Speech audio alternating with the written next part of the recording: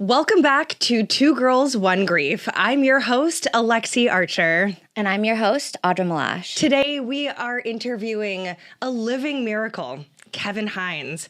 He's one of 36 people, 36, to survive jumping off the Golden Gate Bridge.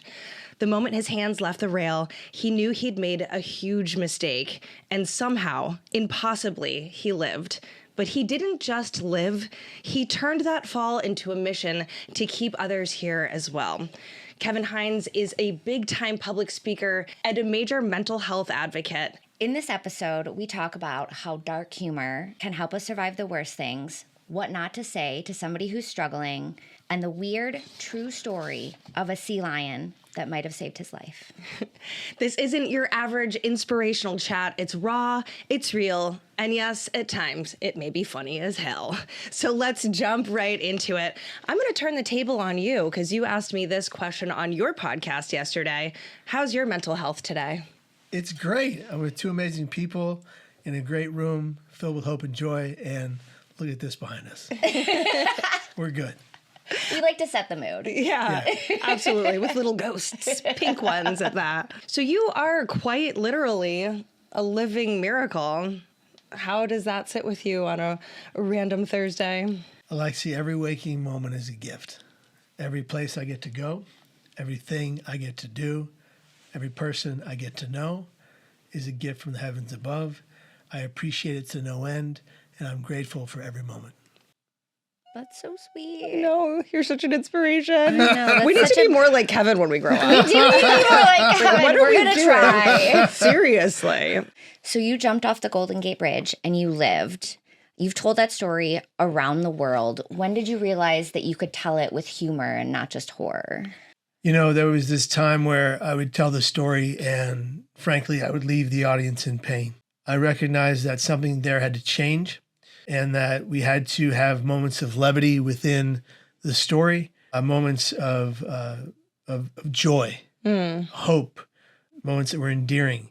And so I ended up infusing a lot of humor naturally into the story over time, and it became second nature. I don't memorize my story. It's very much off the cuff. There's a general baseline story that I tell, and I put in these jokes that were really moving to people, and even though it would bring them to tears as well, they'd be laughing at the same time. And you guys know I've been married for now 19 years. My lovely wife, Margaret. Hi, Margaret. I love you. I love you too, Margaret. Oh, she does. But I met her in my third psych ward stay. I was a patient. She was visiting her cousin. It's an incredible story. We're making a feature film about it right now. And I walked up to her in the psych ward and I was like, hey, when I get out of here, could I take you to coffee? And you see, for me, it was love at first sight, and for her, not so much. So she was like, this guy. But I said, hey, can I take you to coffee when I get out of here? And she looked around at the H-shaped psych ward we were in, and she smiled. So I thought, oh, I got this. And she goes, oh, honey, hell no. So, you know, when those moments happen, and those moments have happened throughout my life, and not just with my wife, but with other people, I infuse that into the story, and it really impacts people. And people always say after the show, after the presentation, it made it so much more easy to talk about this topic, suicide prevention or suicide, with the humor infused in it, which you guys well know. Absolutely. So how long have you been doing public speaking? My first keynote was 7 months after my attempt. Wow. I was still wearing my back brace, walking with a cane. And it happened in a way that you wouldn't expect. Before that, I was in my first psych ward stay after my physical rehabilitation, after going from a wheelchair to a walker and a back brace to a back brace and a cane, then right in my first psych ward, because you can't just go home after that. And so I'm in my first psych ward, and the Franciscan friar that worked there, you know, kind of like a Catholic priest, he comes in, he's got this dark black robe, white robe, the sandals, like the whole nine, stark white hair like St. Francis, but no birds. And he walks in, and this guy would always read the chart when he walked into a room, but this time he didn't read the chart. He just walked right in. He felt compelled to walk right in. He goes, hey, kid, what are you in for? Like all jovial. And I was like, I'm sitting here for the first time ever, putting on my back brace by myself. It was the first time I could do it by myself because I finally had that mobility. And my cane is to my right. And I'm like, brother, I jumped off the Golden Gate Bridge. And he goes, yeah, and I'm the Pope. he didn't believe me. He thought I was delusional because I was in his psych ward. I was like, no, brother, that's what happened. That's why the back brace, that's why the cane.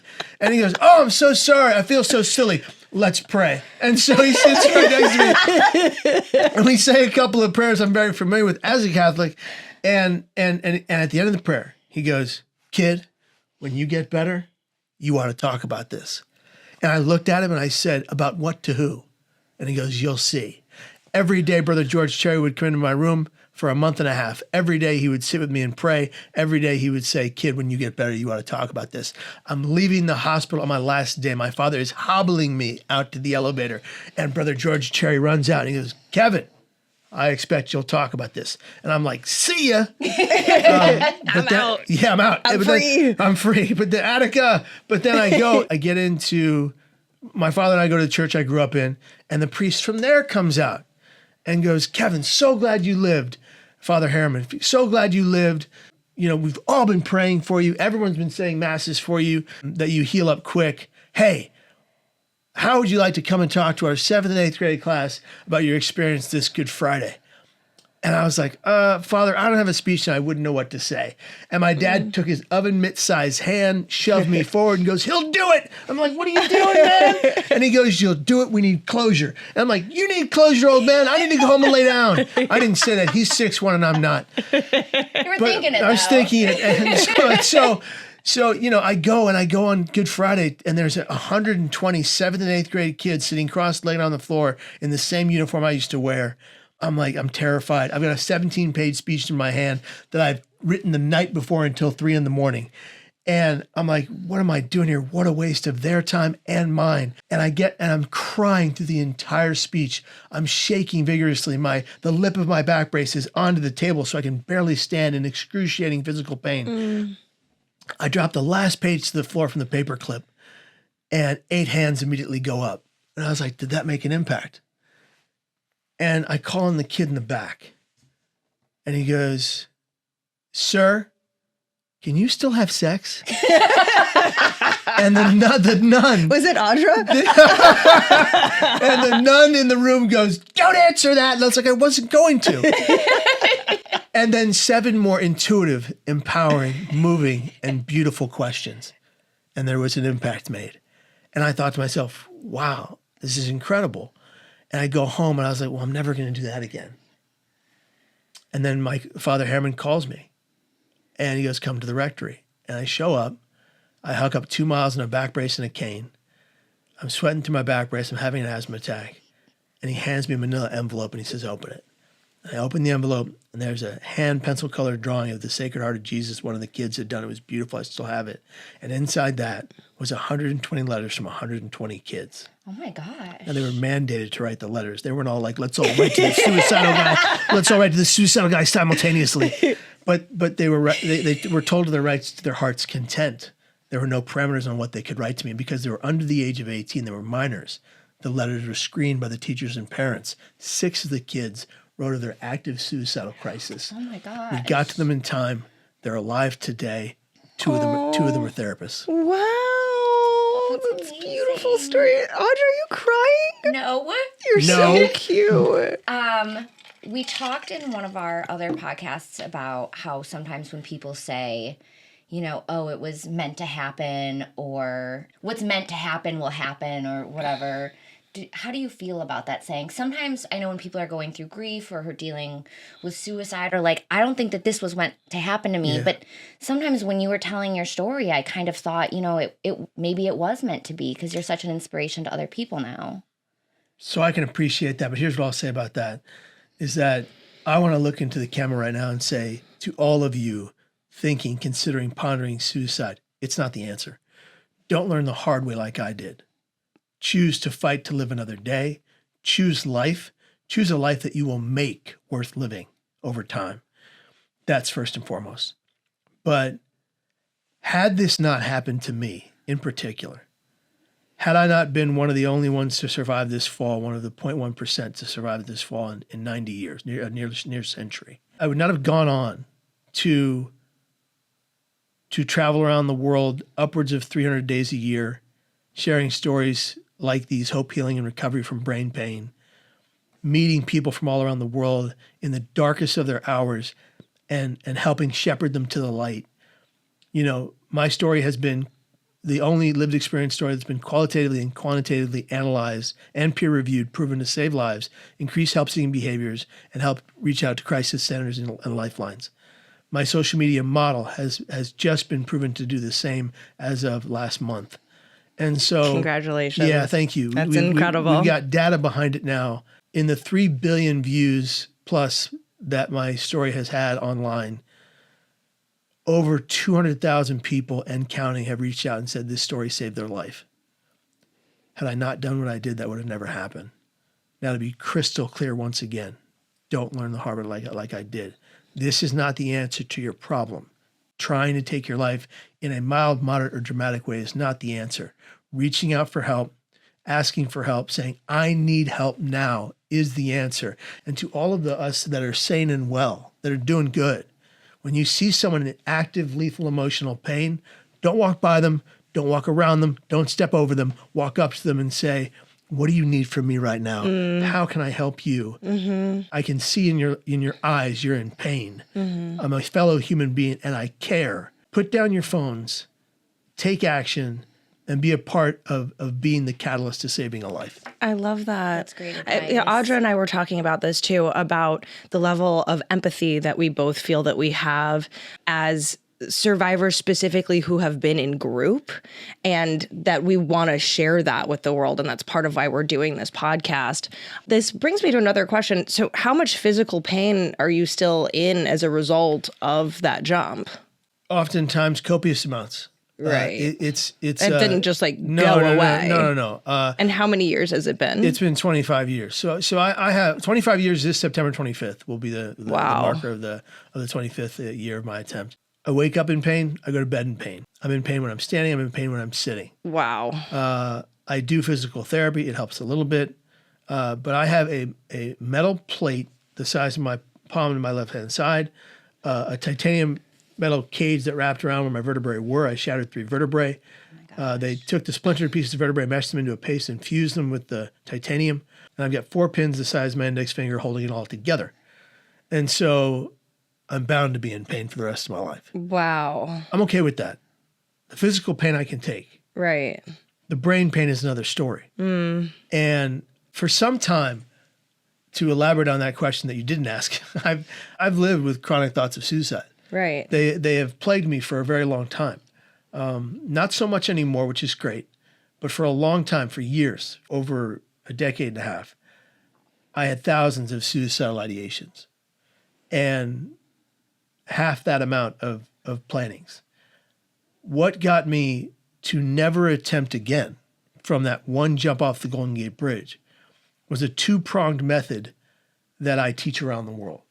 So when I feel suicidal, the first thing I do is I find a mirror anywhere. I look into that mirror and I say my thoughts don't have to become my actions. They can simply be my thoughts. They don't have to own, rule, or define what I do next. If they're dangerous to myself or others, I don't have to act upon those thoughts. The second thing I do is I find anyone willing to listen. I promise you to right now. If I was suicidal in this moment, I would turn to you, Alexi. I would turn to you, Audra. I would say 4 simple but very, very effective words. I need help now. And what would you do? We would give you a hug. You would give me a hug. I would ask what you need help with. What do you need? You would say, what do you need? Yeah. You would find a way to help me in the moment. Yeah. And the difference between me and people who die by suicide or attempt is I don't stop saying I need help now. Yes. Until one person is willing to answer the yes. call. And so that's something you have to train yourself to do so you never again or never go ahead and attempt to take your life. It is so hard to learn to ask for help, Yeah. especially if you're somebody who's been really independent, you like to do things yourself. Alexi and I have both, we've gone through depression, and I've gotten really good at saying I need help. Sometimes I yell it angerly, like, where are you? Sometimes she gets really pissed, and I'm like, I didn't know what's going on. But I don't do a good job of it, but I do it. And you're really good at asking people, are you thinking about suicide right now? Yeah. We have our support groups. Alexi will just flat out ask in the middle of a group, and it's like, but honestly, sometimes the answer is yes. And then once we hear that, then we know how to help. And We know how to something start that helping. you said in group, I'm just remembering this now, was you were like, suicidal ideation is normal. I literally almost fell off my chair because I'd never heard anyone say it that way before. Because we do need to normalize the fact that it's okay to have those thoughts. What do we do with them? Yes. Right? Yeah, to end the stigma about the fact that people have those thoughts. It's okay to have the thoughts, but then exactly what do you do with it? Do you ask for help? Do you, you have a 10-step program actually. Yeah. Isn't that right? Yeah, it's expanded now. So I built this 10-step program called The Art of Wellness back in my third psych ward stay where I met Margaret. And it was interesting. My Uncle George, favorite uncle on my mom's side, comes into the hospital, and he's a character, funny guy. And he comes in the hospital and he goes, Kev, you're on the fucked meter. How far you can beep that out. How far along are you? We won't. On the How far along are you on the fucked meter? Are you a 1 or are you a 10? 10 is the worst. I was like, I'm a 12. And he goes, he had a rolled up magazine in his left hand, and he goes, Kevin, your family and friends can help you until we're blue in the face. But until and when you take 100% responsibility for the fact that you have this disease called bipolar, ain't nothing going to change. You'll be in and out of these places for the rest of your life. Is that what you want? I said, no, Uncle George. And he threw the magazine on the table. He goes, well, get it together, kid. We're counting on you. And he walked out. I was like, you're not my favorite uncle anymore. But he was already gone. I picked up he's still my favorite uncle. So I picked up the magazine. And it's a Time Magazine 2000, I believe, 2 article on how to fight bipolar disorder, depression, and mental illness with routine and regimen and win. I was like, wait a minute.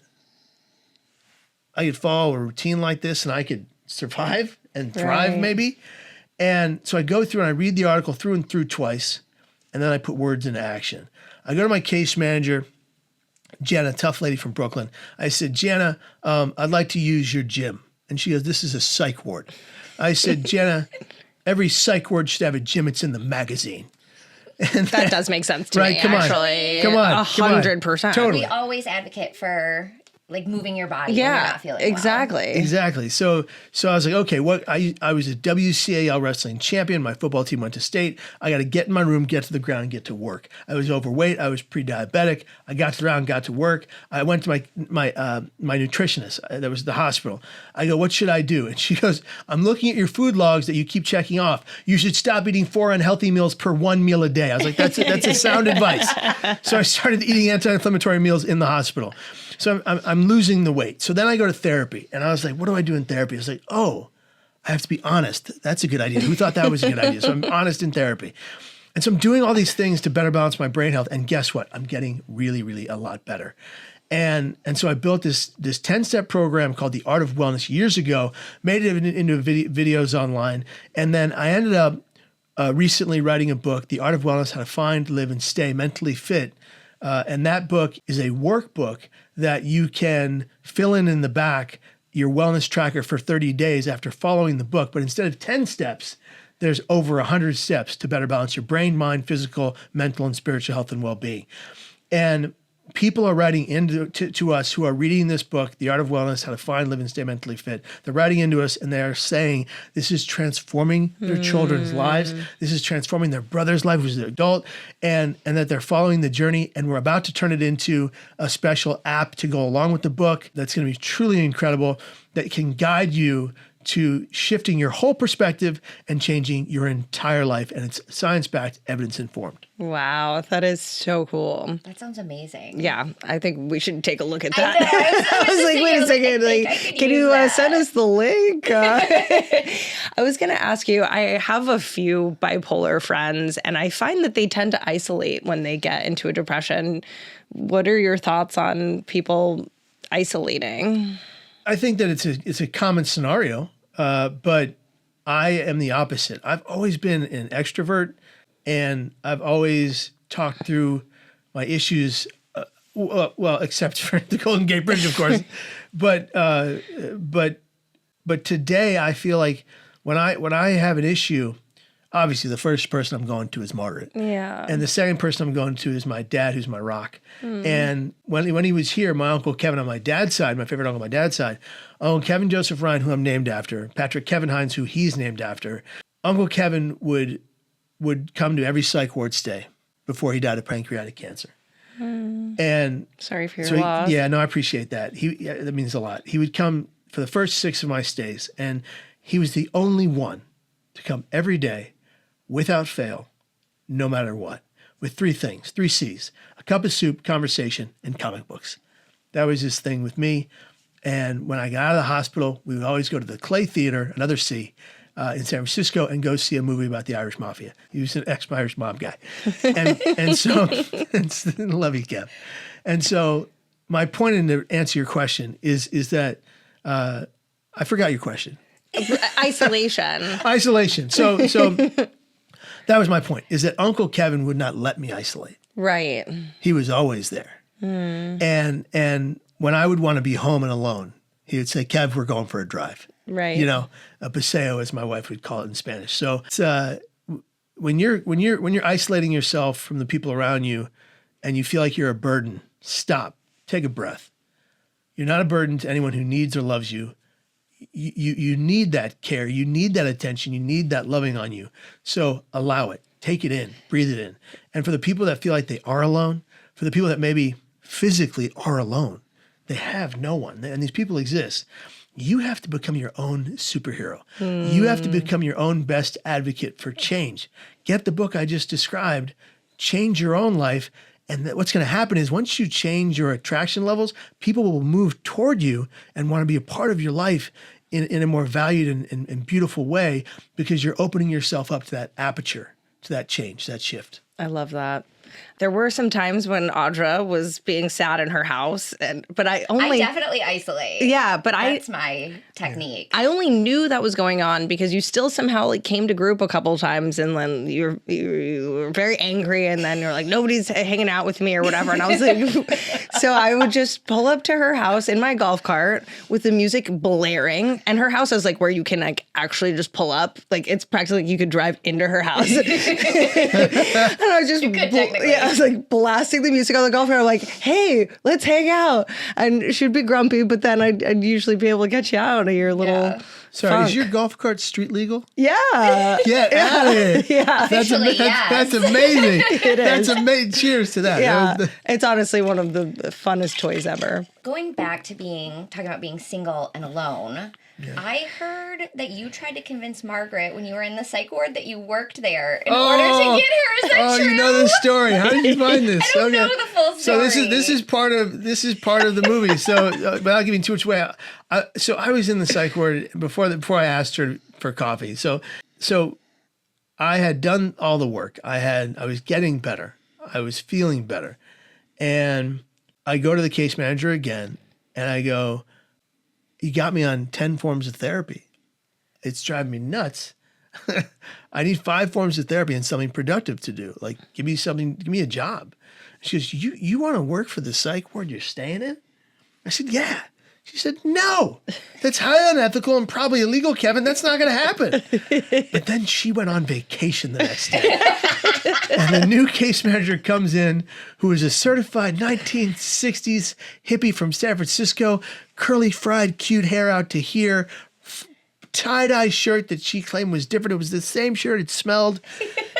Underarm hair sticking out of her shirt, the whole nine. And no judgments. And I go to her, I'm like, look, I really would like a job. And she goes, you want to volunteer for the psych ward? That sounds like a lovely idea. What can we have you do? And she turned around and she looked at this huge shelf with 22 giant green binders. And she goes, I know, you can file these. And I was like, oh, what are they? And she goes, patient binders, HIPAA, privacy laws. You can't do that. That is illegal. Like, you can't do this. She did it. And she goes, just do it alphabetically and don't look at the details. So you know me, I did it alphabetically. I didn't look at most of the details. So I finished that job, and she gives me my next job. Clean out the giveaway clothes closet. When you leave the hospital, you got something to wear. So I go and I box, label, bin, everything separated out, male, female, other, and I realize all the men's stuff fits me. So I come out of the closet with a Ralph Lauren double-breasted polo suit and a 70s yellow flared collar, like some kind of gangster who owned the place. And I walk up to the nurse's station and I 5-finger discount a notebook, a clipboard, and a pen. And I start doing the official hospital documentation, my new job. Just give it, and really, it's just a very, very, very great, it's a great drawing of Leonardo the Ninja Turtle. I still have that drawing. It's incredible. It should get awards. And in walks Patrick Kevin Hines. And you don't know my father, but let me explain. He is an old Sunset San Franciscan Irishman. He took me and adopted me and made me his son. He's tough as nails. He played semi-pro hockey as the goalie without a mask. The Colombian cartel put a hit out on him in the 1980s. Like, he's a beast. And he comes in and he can't see me because he's had a stroke in this eye. And you shouldn't be driving, but anyway. And so he comes in and he says to the nurse at the station, she's all alone. He goes, he's very proper. He's wearing a suit, and I'm wearing a suit in a psych ward. He goes, I'd like to see my son Kevin, please. And this lady goes, mm-hmm. And he does a double take, and he goes, Kevin, what the hell are you doing in a suit in a psych ward? I said, Dad, I work here now. And he goes, what? Like Little John, what? And he said it twice. And he goes, get me the manager. And this lady goes, sir, this is not a hotel. He said, get me the head nurse right now. And she goes, you're looking at her. And so they're going at it. And security comes around the bend. And I don't know what was, it just came over me. I was like, that's it. No more Pat Hines. Get him out of here. And they physically removed my father. Oh my God. They physically removed my father like I had authority over them. Tune in next week to find out about Kevin's new job at the psych ward. Don't forget to like, comment, and subscribe.